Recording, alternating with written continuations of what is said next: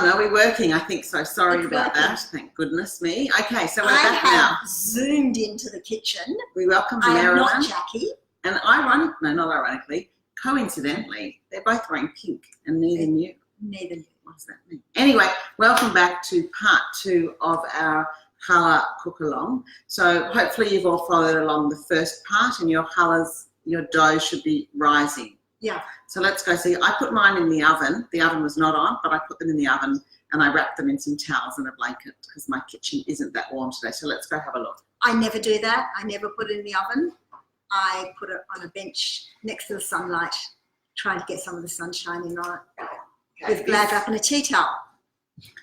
This is the I feel like a magician. This is the glass bowl one, obviously. Which is hand kneaded or machine kneaded? Machine kneaded. Right, okay. This is also pretty good. Can you guys see that? Can you see the bubbles? And this is the machine one. Oh, great. Which is beautiful as well. Hang on, you said that was the machine. Sorry, this is the hand kneaded one. She's sorry. testing me. Sorry. She likes to know I'm paying attention. Because I'm not. Okay, and you'll be pleased to know I found it. This is what I was talking about. This is the dough scraper that costs about $3 or less. It is the most fantastic utensil for working with dough. You really need to buy one for yourselves. I use it all the time. It's better than this one, which is awkward and can't get in. This gets in, it's flexible, whatever. Okay. It's finer plastic, isn't it? I'm a bit of a gadget nerd, and this is lovely fine plastic that just scoops up more. So we're going to de-plastic wrap these, and you'll have a bit of sticking, but if you put your hand in, that one didn't stick at all. This one's like the worst leg wax in the world. And look at this one. Excellent leg wax. Because it's so smooth. Look at that, the difference. Isn't that beautiful though? That's like art. See? Okay. So what we're going to do, the plan is to punch down the dough. So we need to take the dough out of the bowl, and by putting it onto the bench, we're going to punch it down, which means it knocks the air out of it, and then we can proceed to the shaping. So I'll start with this one, and then I'll hand this over to you. Now, do you remember we talked about the different stickiness of the doughs? This had no extra flour added to it. That's why there's a difference. And we're going to need a little bit just to help get it out of the bowl. Yeah. I made one yesterday at home, ready for tonight. And my one was about this sticky in the machine. And I floured my board a little bit, I've got to say. It's very sticky. Yeah. Okay, so there's the dough. It's really lovely, and it's just radiating this warmth. Do you feel that? Yeah, that's why I was touching it before. If anyone wanted to know, I just love that sort of it's baby warm. Yeah, it's actually got a life of its own. It feels quite warm. And this one, funnily, is a little bit cooler. Probably just because it hasn't risen as much, I guess. So, can you see me getting this one out? Just face the bowl a bit. I'm trying. If you can't see, so I'm just what I'll do. Flouring the bench a little bit. Hi Jeanette, great to see you. And hi Geraldine, good to see you back. I hope that you're following along and that your colours and your dough is looking like this so far. That's I am the idea. so glad that Lisa is wearing glasses and she can read who's there, because I've got bucklies. So remember, each of these is a batch. One was machine made and one was hand kneaded. And we are going to divide each one in two because each one makes two colours. And if you want to be very precise, which is probably a good way to do it, you should weigh it and then halve it. But for the purposes of today, we're not going to do that. We are just going to halve it. I do it just depending on my mood, whether I weigh or not. And I'm just going to put this piece of dough over here, back in the bowl for the moment. I'll put mine with a tiny bit of flour underneath it. Because we want to show you two different loaves, one of them the dough hook and one by hand. So I'm going to hand you over to Merelyn now, who's going to start. And you can, sorry, I'm cutting across you, Lisa, but you can just eyeball it and feel that they're about the same. That's really all you need to do. The secret here, though, is not to overhandle the dough if you can, and not to do that, exactly. I have no complaints about my challah. She has no complaints about her challah. Yeah. So that's it. So As Try long as our not- kids yeah. don't get married, it'll be fine. Try not to overwork it if you can, and you need to divide it into the number. Merelyn's going to do 6 and I'm going to do a 3. I want to show everyone how I do the 6 Yeah, because go some ahead. people worry about that. Yeah, go ahead. So I actually cut it in half and then I cut each half into 3. And invariably, they're not the same size. And again, I either weigh if I'm being really fussy or I eyeball it and just get a bit of a feel. I think yesterday I did weigh. Hi, Naomi. Hi, Linda. Thanks for watching. Slightly more pedantic mood yesterday than today. Got a bit of pepper. Let me know if you want me to help you with anything. Are you telling me I'm handling it too much? Yeah, I am. Nah. I actually do it like this, and you can see. Subtly, every colour is different. I don't handle it or roll it like that at all. I just roll it out, and that's it. And it's better if you don't overflour your bench. If you overflour it, it won't roll. It'll just slide back and forth. Agree. So how long do you want these to be? How Is long that is a about piece good? of string? You think that's about right? Yeah. Okay. So we're going to roll 6 of these. I'll make mine a bit If longer. they'll shrink in. If anyone's doing it at home, you need 6 of them, and we might be going too fast for people who are doing it for the you're right. first time. Okay. So Yeah. we'll just slow, and you've only got presumably one of you rolling, so we That's a don't good need to go point. double That's a time. very good point. So I'm going to slow. So you're trying to get a long snake or strand that is, if you can, evenly sized the whole way I along. just realised they can't see the top Okay, so we'll where move I'm the thing joining where them we have together. to. So Okay. We'll move Lisa, that. you might have to play cameraman for 1 minute. So So we're just going to lose the top of your head there. that's fine. It's all about the colour. Okay. So we're joining them at the top there, and we're rolling out 6 of these. And I promise I will go very, very slowly at the 6th plait. Should do just a quick intermission break in case someone's rolling. No? No, Song and dance act? no. Tap dance? Oh, she actually does tap dance, but you can't see our heads. It's a bit weird. There we are. Is that better? Nor my feet. So- I don't tap dance very well. I think I only did 1 year of it. So the idea with these is to roll out. We've divided the dough, the original dough, into 2, because it makes 2 colours, and each part of the dough we have divided into 6. So this is 6 equal pieces. You can weigh them if you want to be pedantic. And Merelyn is rolling lovely long strands without overworking them, as even as she can. And if Jack is tuning in, your challah dough is beautiful. I think what we'll do so everyone can catch up with the rolling is roll the 3 for the 3 plait one as well. Yeah. I'm going to just put this up again so you can see our heads. Otherwise it's a bit weird. So they're my 6, by the way. They're my 6, and now Lisa's going to move on to one with 3. So I'm going to show you a 3 strand because that's really the simplest. Now this is the dough from the machine, which was very sticky, and it actually, see with the flour, it's very hard to roll.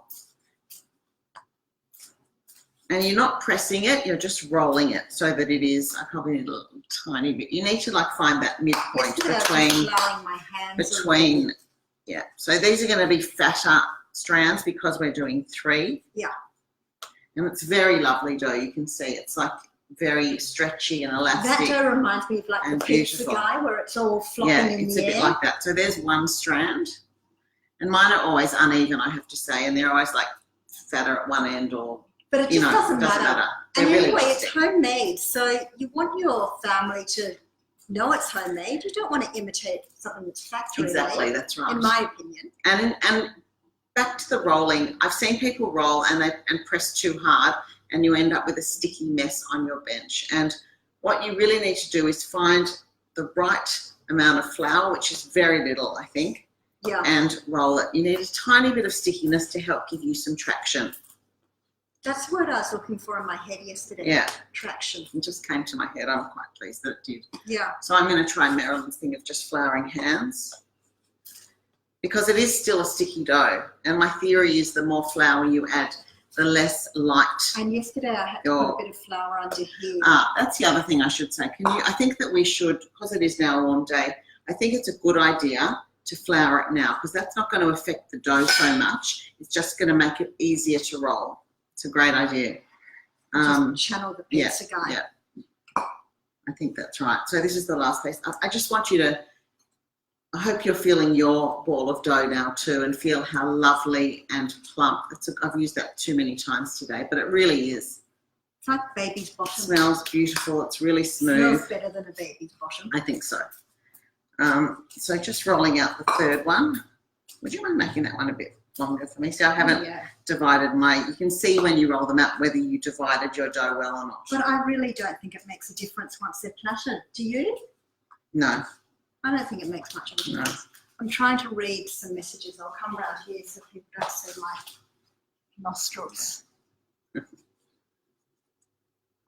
Linda, that's cute. I'd like you to help me find time to make my challahs each week while also working. Okay. And Naomi, you're very welcome. We love doing it. Thank you, Naomi. Okay, how about this plan, Linda? What if in the morning you get up a bit earlier, you've measured your ingredients the night before, first thing you make your dough, you knead it while you're having breakfast, put it in the stand mixer, leave it to rise. If you've got someone who happens to be home, let it sit on room temperature for an hour to rise, and then stick it in the fridge for the day. Or two other things. One, you can make your dough at night time, put it in the fridge, and it does a slow rise overnight, which is really good for yeast. Yeah. And here's my secret. I make 2 challahs and I put one in the freezer. So I only make it every second week. I refresh them in the oven, and I promise you, no one knows, except my family who's now watching is going to know. Sorry. You've given away the secret. Yeah, I've given it away. But really, you can't tell the difference. And for people who are home in the afternoon, let's say on a Friday, if you start at about 3, there's enough time to make it, rise it, plat it, rise it again, and then bake it in time for sort of 7 o'clock. So 3 is probably as late as you can start. I would say 3 is the latest. And it depends on the weather, if it's a warm day. And I just want to say one other thing. When you see them fully baked, these are really, really big, generous challahs. So you can contemplate dividing it into 3, which makes 3 good-sized challahs that would feed 8 people, I reckon, for dinner. Yeah. Yes, these are big ones, but so you'll see. All right, sometimes I divide into 3. I'm going to lose your head again, I'm sorry, but let's go and have a look at the... Okay. So we've got the 6 strands, and Merelyn's going to talk you through the 6 strands. Okay. So actually for me, it's ridiculous because it's very easy, but it's starting that's a little bit more... Can I just say one thing? On this, here, can I give you a bit of flour in there? On Facebook Live, you can ask questions if you've got any live, and we'll try to answer them as we go. Okay. Okay, so the first thing to get it started, we've joined everything up here. And if I'm going too fast, can you please put something on the screen so I slow down? The first thing is you want to cross over the 2 ends here. So I always go left to right, it really doesn't matter, and then right to left. And then I pull down this one back into the middle. So I had 4 strands there, and I've pulled it into the middle. And now we start what we tend to call a mantra. So it's left from the right, second from the left across. Sorry about that. So remember that this is the first on the left, even though it's poking out off in the yonder. So it's second from the left across to you, it might look like the right. And then first from the left to the middle. Then you go the other side, second from the left, so counting from this one, second from the left across, first from the left to the middle. Don't be scared to make a little bit of extra space. And the other thing that I always tell people is to not pull it too tight and squash it downwards. You can leave a bit of height. So see how I'm just leaving it up a little bit? I'm not making a hole, I'm just letting it get a bit of height. So that, to remind you, was second from the left. There's the first one sticking out, second from the left across, first from the left to the middle of these 4 strands. Second from the right, 1, 2, across, first from the right to the middle. Second from the left, 1, 2, across, first from the left to the middle, second from the left across, sorry, the right, first from the right to the middle, second from the left, first from the left, second, and actually once you get your rhythm it becomes much easier, don't you think, Les? Yes, but you have to concentrate through it. If you talk to someone in the middle, it's so easy to get lost. And don't be disappointed. I always have one strand that's longer. It's weird. So don't worry about that. And then at the end, I just keep stretching them. Now, Les, what I would really like is... A tray? No, I want the camera to show this end, which is so much prettier than that flat end. See how it comes up here? Thank you. And so that it looks beautiful on this end, I'm actually, where they were all joined, I'm just going to tuck it under and give it a little bit of extra height. Now, I'm going to pick this up so that you can have this.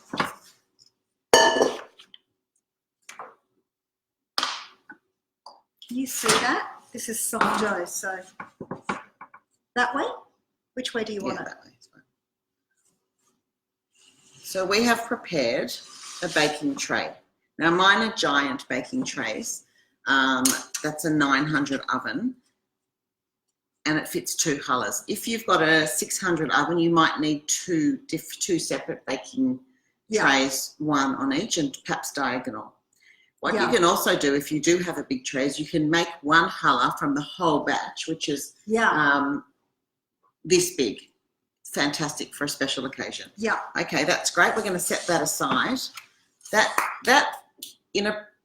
If we were following the recipe exactly, we would actually let that sit on the bench for half an hour to an hour and let it rise again. Put that light linen tea towel on top of it. Yeah.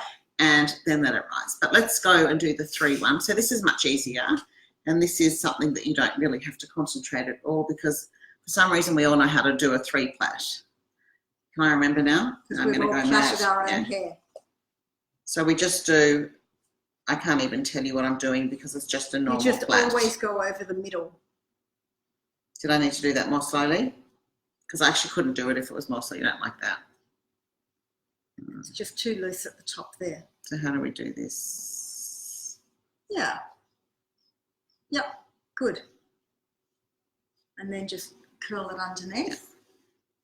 And if you really want to cheat, what you can do is take 2/3 of the dough and make a big 3-plait, and 1/3 of the dough and make a small 3-plait and sit it on top.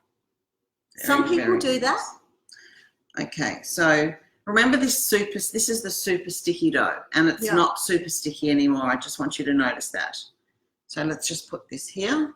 Yeah. And they both look lovely and they both look different. And let's just bring it here and I'll fix the camera if you can put that across. We'll just lift this up a tiny bit. Okay.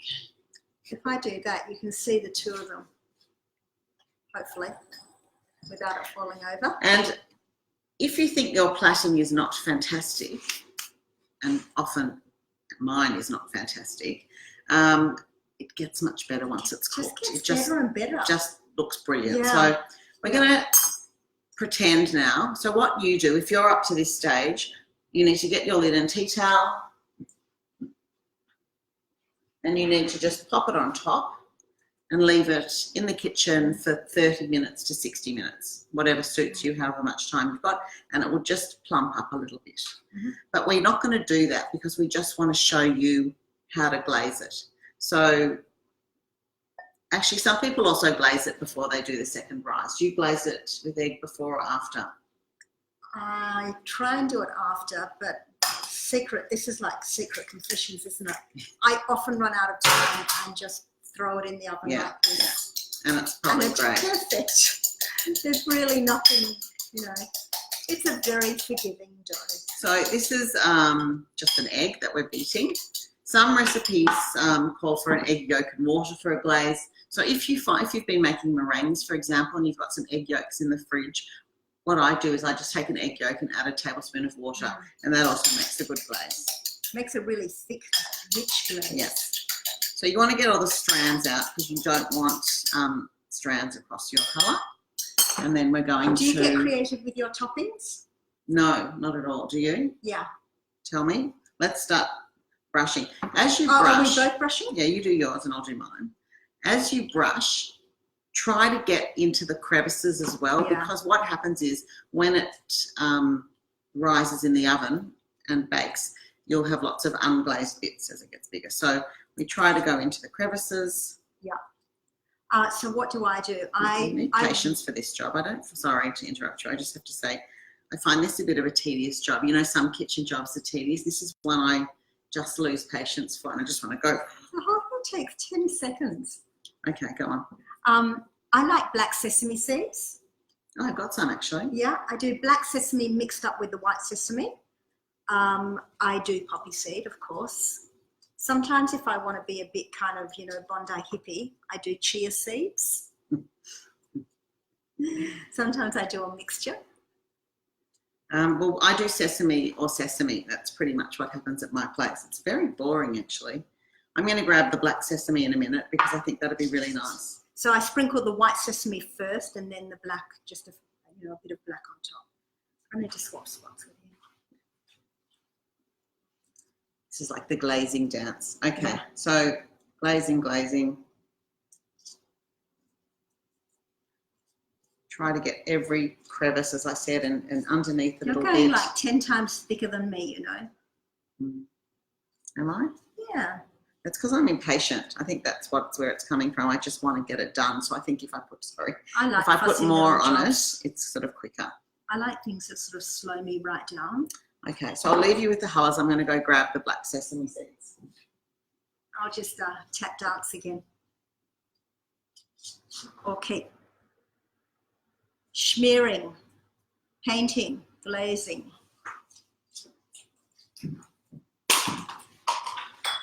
Reading. Any messages? Okay. Here we go. Okay, black sesame seeds magic. Let's start with the white. Do you go a lot or a little? It depends on the week. I go a lot. It is nice to have a very generous seed crust, but it's not essential. The reason I don't love poppy seeds on challah is I find they just get in everybody's teeth. Do you know what I mean? At my age, dear, sesame seeds do as well. Okay, so I'm going to sesame mine. The elder stateswoman. So just to recap what we've done, we have obviously braided the challah, plaited. We've got a 3-strand and a 6-strand. And we have egg washed it with 1 egg beaten. And now we are sprinkling seeds. Merelyn is going nuts with white and black sesame seeds. And I'm going sesame only. If you really love your local baker's seed sprinkle, like we have the magnificent Iggy's seed sprinkle in our home, because we asked them very nicely if we could have some of their leftovers from their baking trays. Right. And then if you wanted to be really mod, not traditional, you could sprinkle those on top. You know, like an everything bagel? That would be really great on a challah, I think, as well. Yeah. I don't know what's in it. Caraway for sure, and poppy and sesame, and don't know what else. I don't know. Anyway, these are 2 beautiful traditional challahs, as you can see. I'm going to let them sit for 15 minutes on the bench before I bake them, but you hopefully have put yours aside now, put the timer on for 30 minutes, then come back and do exactly what we've just done. Rewind the video, which will be on Facebook, and there you'll have beautiful challahs. Then bake them, 180 degrees conventional oven for 40 to 45 minutes. Yeah. Is that about right? Yes. And there is the old-fashioned trick to check if they're cooked. You hold it up and just tap it on the bottom, and if it sounds a little bit hollow, they say it's cooked. Mm. I mean, personally, I find when they're beautiful, deep golden brown and they go deep golden They're brown always cooked underneath, inside. they're always cooked. Yeah, I've never had one that's But I do that just to be a bit old school. I've actually never had one that's undercooked, but No, I have had neither. ones that are overcooked. I think with all the sugar in it, it's easier to over than under. Anyway, we can sit down and chat all day, but I'm sure you don't want us to, so we should really sign off now. Remember, these videos can be watched again and again on Facebook. They'll be on our Facebook video section. If you want to see our full video where we made challah a few years ago, it's on our YouTube channel. Just either Google it or go through our website. We've also got another video where we do the 6-strand step by step beautifully. So there's lots of ways to make challah, and I think that by next week you should all be sending us your challah pics so we can I'd love that. post them and share them with everybody, because we'd love to share them with the world. Yeah, and even tell us how they taste. Yeah, so please send them in. We'd love to see them. And if you are interested in more cook-alongs, will you just leave a comment here and tell us what you'd like to see us cook with you? We thought maybe one night we'll actually do dinner together. We'll make dinner together side by side in the virtual world. Anyway, signing off. Good Shabbos to all Bye, those who Shabbat celebrate. shalom. And if you don't have a to lovely everyone else, weekend, have a great weekend. see you all. Bye. Bye. Okay, this is the technical part that doesn't look good. See you all.